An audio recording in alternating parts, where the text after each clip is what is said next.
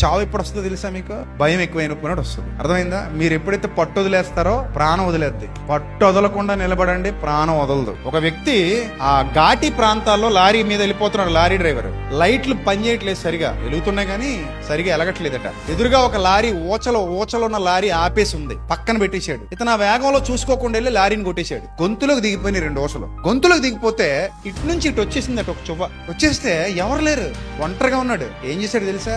Reverse gear వేసాడంట. Reverse gear వేసి బండిని వెనక్కి పోనిచ్చాడు. చువ్వ బయటకు వచ్చింది. తన దగ్గర ఉన్న టవల్ తీసుకున్నాడు, గొంతు చుట్టూ బిగించి కట్టాడు. అక్కడ నుంచి 30 కిలోమీటర్ల ప్రయాణం చేసి హాస్పిటల్కి వచ్చి హాస్పిటల్లో జాయిన్ అయ్యాడు. నేను షాక్ అయ్యాను అసలు ఆ వార్త చదివినప్పుడు. ఏం మనిషిరా నాయనా నువ్వు! బతకాలనే కసి, బతకాలనే పట్టుదల, చావకూడదు, ఎలాగైనా సరే నేను బతికి తీరాలి. నాకు తెలిసి ఏ కూతురో కొడుకో భార్యో ఎవరో ఇంటికాడ ఎదురు చూస్తూ ఉంటారు. వాళ్ళ కోసమైనా నేను బతకాలనుకున్నాడో లేకపోతే నా కోసమే నేను బతకాలనుకున్నాడో, ఎట్టి పరిస్థితుల్లో బతికి తీరాలనుకున్నాడు.